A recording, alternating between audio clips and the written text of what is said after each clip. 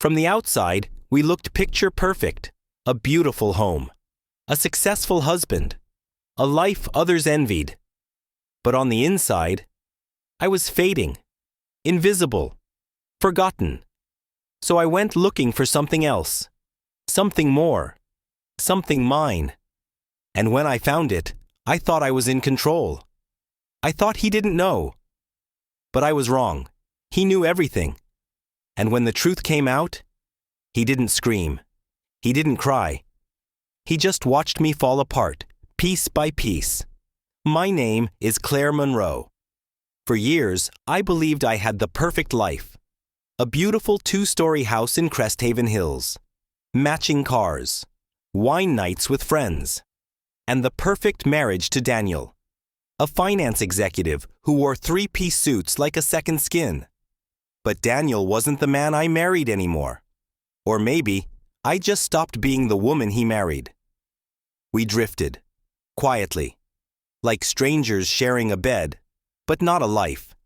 He worked late, stopped complimenting me, stopped seeing me. So one night, at a charity gala, I did something reckless. His name was Miles. Younger, confident, intense. He looked at me the way Daniel used to, and I let that become my excuse. What started as a flirt turned into something messier. Secret hotel rooms, deleted texts, late-night meetings that never existed. It wasn't supposed to mean anything, just a way to feel alive again. But that's the lie we tell ourselves, isn't it? When we think we're the ones in control. Then came that Friday night. Daniel said he had a business trip, gone for the weekend. I barely asked where. I didn't care. I invited Miles over. We drank wine, laughed too loud, kissed on the couch like I was 22 again. I never noticed the blinking red light on the bookshelf. I never noticed the headlights outside. The moment he pulled into the driveway, my perfect lie started to crumble. I heard the garage door open, not the front door, the garage. I froze, wine glass in hand, lipstick on the rim, half full. Miles looked at me, confused. I thought you said he was gone. He is. At least, he was supposed to be. Then came the footsteps. Slow, steady, familiar. I stood quickly, smoothing my dress, as if that would fix any of it. Daniel walked in, calm, composed, silent. He didn't yell, didn't cry, didn't even blink. He looked at me like glass he already knew was broken, then turned to Miles. Miles, right? From that Langley Foundation gala last month? Miles froze. Yeah, I guess. Daniel smiled. Not kindly.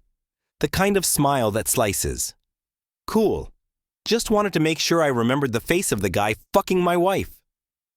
The glass dropped, shattered. Still, no reaction. He walked past us, pulled a small blinking camera from behind the bookshelf. Been streaming for hours. Twirled it in his fingers. Would you believe how easy it was to hide this?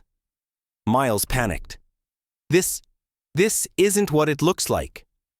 Daniel turned. No, because I think it's exactly what it looks like. And that's when I knew. This wasn't the first time he'd watched, not the second either. He had seen it all, every moment, and waited. He wasn't here to fight. He was here to finish. Claire, he said flatly, I moved the money this morning. My lawyer will be in touch. I reached for him. He backed away. Don't. And then to Miles. Thanks for the free footage. It'll help in court. He walked out the door. No slamming, no screaming. Just victory. Miles left 3 minutes later. No goodbye, no glance. He was already erasing me. And I stood there, barefoot, in wine and glass, realizing I had set my whole life on fire for someone who never even looked back, and lost the only one who ever truly did. The silence that followed was unbearable. Not the kind that feels peaceful, the kind that feels like the final seconds before a building collapses.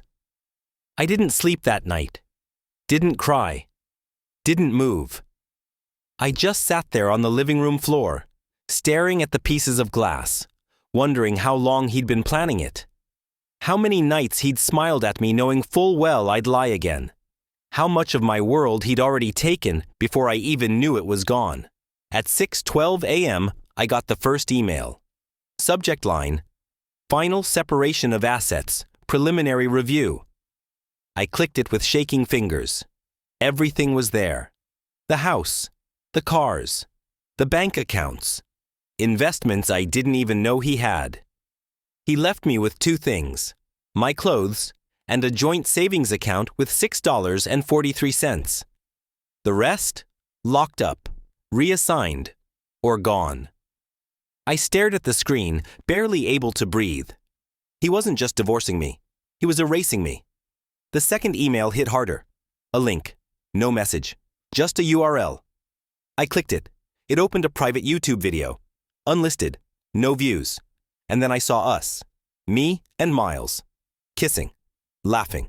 Undressing. In our bed. In our kitchen. In the damn shower. Every angle. Every moment. I shut the laptop. Too late. The damage wasn't in the footage. It was in knowing he had it, and that he hadn't released it yet. This wasn't revenge. This was war. 3 hours later, my mom called. I didn't pick up. 10 minutes after that, my sister. Then his sister. Then our mutual friends. Word was spreading. Not the footage, not yet. But the rumors. The whispers. Claire cheated. Daniel walked out. He left her with nothing. And I knew why it was spreading. Because Daniel wanted it to. I drove to his office. No appointment. No warning. The receptionist gave me a look, a quiet blend of pity and disgust. She didn't stop me. She didn't have to. Because as I opened the doors to his glass-walled corner office, Daniel was already waiting, sitting at his desk, suit crisp, coffee in hand. And across from him was Miles. I froze. Miles turned. His face was pale, tense. Daniel looked up at me, calm as ever. Claire, what a surprise. I stepped inside. What the hell is going on? Miles stood quickly. I didn't know he'd call me. I swear. Daniel smirked. Oh, don't worry. I wasn't going to tell him anything bad. He leaned back in his chair. Just that if he ever tries to contact you again, I'll send the footage to his employer. My heart stopped. Miles looked at me, then at Daniel. You're insane. No, Daniel said, sipping his coffee. I'm organized. Miles stormed out. I stood there, speechless. Daniel stood up, walked toward me slowly, and stopped just a breath away. You ruined us. You made our home a crime scene. You made me the fool. His voice dropped to a whisper. And now? I'm just making sure you feel every inch of what you did. I didn't say a word. Because what could I say? He didn't scream. He didn't threaten. He didn't need to. He was bleeding me out slowly, and he knew I'd feel it more that way. And worst of all, he was right. The next morning, I woke up to a message from a blocked number. Just one word. Smile. I opened Instagram on instinct, and there it was. A photo of me, standing outside Daniel's office, disheveled, staring through the glass. It had already gotten over 2,000 likes. The caption? Sometimes karma doesn't wait for permission. His followers were loving it. They didn't know the full story, but they didn't have to.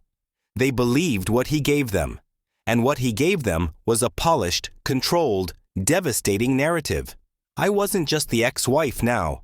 I was the villain in someone else's redemption arc. And the internet? It loved a fallen woman. I stayed offline for 2 days. Didn't answer texts, didn't eat, didn't shower. Just sat in the shell of my house, watching memories rot in every corner. The wedding photo above the fireplace? Gone. The his and hers mugs? Only mine remained. He had erased himself, but not before burning a version of me into the world I couldn't control. Then came the knock on the door. I opened it, hoping. For what? I don't even know. But it wasn't Daniel. It wasn't Miles. It was his lawyer. She handed me a thick envelope, then looked me in the eyes with, not sympathy, just confirmation. She'd seen women like me before. Probably more than she could count. I didn't even wait. I tore it open the second she left. Inside was a non-negotiable divorce agreement. Everything he promised in that first email, now legally set in stone. And at the end, a single handwritten line from Daniel. No need to respond. You already said everything.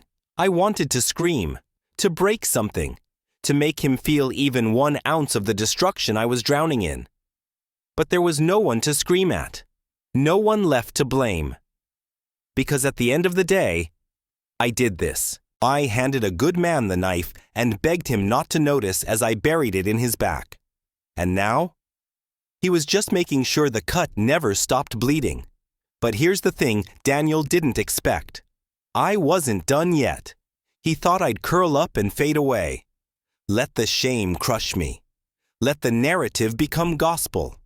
But the woman who lied, who cheated, who betrayed, she was gone now. And what was left was something else. I didn't leave the house for 2 days. But on the third morning, I did something different. I got dressed, not to impress, not to seduce, but to breathe. I pulled my hair into a clean bun, buttoned up a black blouse I used to wear to events with Daniel. He always said I looked elegant but dangerous in it. That felt right now, because I wasn't going to hide anymore. If Daniel wanted a war, he'd get it. But not with screaming, not with drama. With truth. The kind he never thought I had the courage to say out loud. I started with the smallest thread. Jessa, Daniel's ex before me. The one he never liked talking about. She was a journalist now, ran her own podcast about toxic relationships, financial manipulation, gaslighting. Irony, huh? I messaged her. Didn't expect a reply. But she responded, within 7 minutes. Claire, I've been waiting for this. We met at a cafe on the east side of town. She walked in with confidence. Blonde, sharp eyes, wore truth like armor. She sat down, looked at me, and said, I know what he did to you. I just need you to help me prove it. My throat tightened. You think I'm the victim here? She laughed. Number you cheated. That's real. But you didn't destroy his empire. You threatened his image. And Daniel doesn't forgive that. I didn't know whether to feel relieved or worse. Jessa pulled out her phone and opened a folder. Inside, screenshots of past NDAs, emails to other women. Court documents, settlements. He didn't just move money, Claire. He's done this before, with different names, different banks, offshore assets.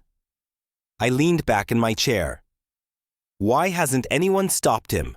She smirked. Because he's very good at making women disappear in court. Emotionally, financially, legally. I blinked, and now I'm next. Not if we do this right.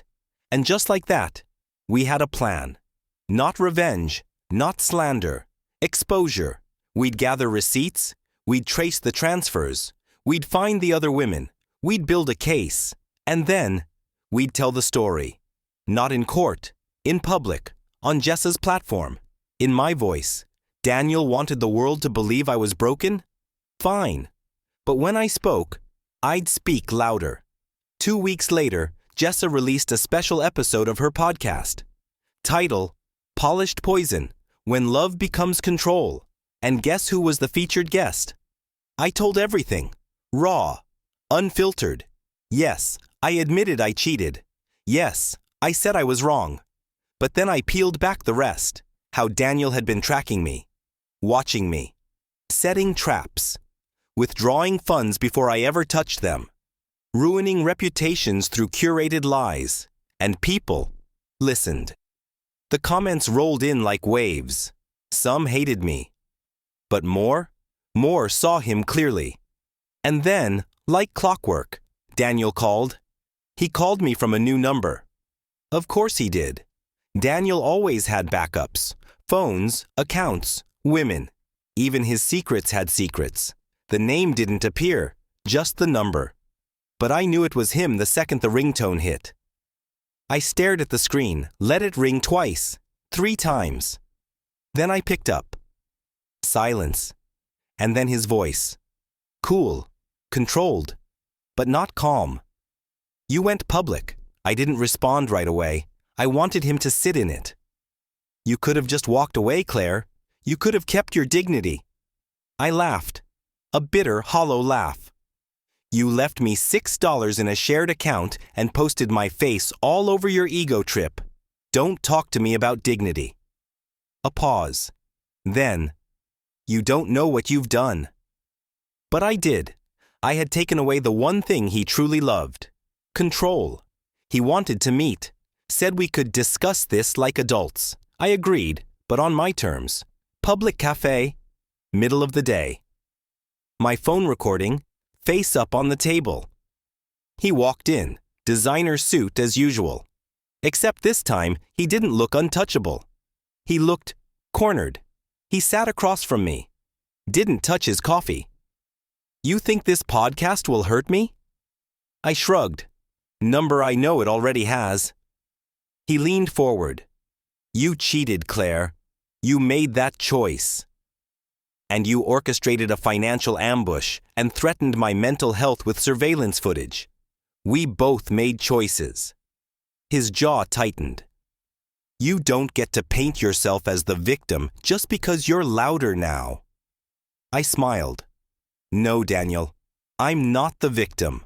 I'm just not your prisoner anymore. He stood up fast. Didn't touch his drink. Didn't say goodbye. Just muttered, "This won't end the way you think it will." I stared at the empty chair. Maybe he was right. Maybe it wouldn't end like I imagined. But for the first time since it all began, it would end on my terms. The next morning, Jessa sent me a message. We're going to court. You ready? I was. Because Daniel's empire wasn't built on money. It was built on the silence of women like me.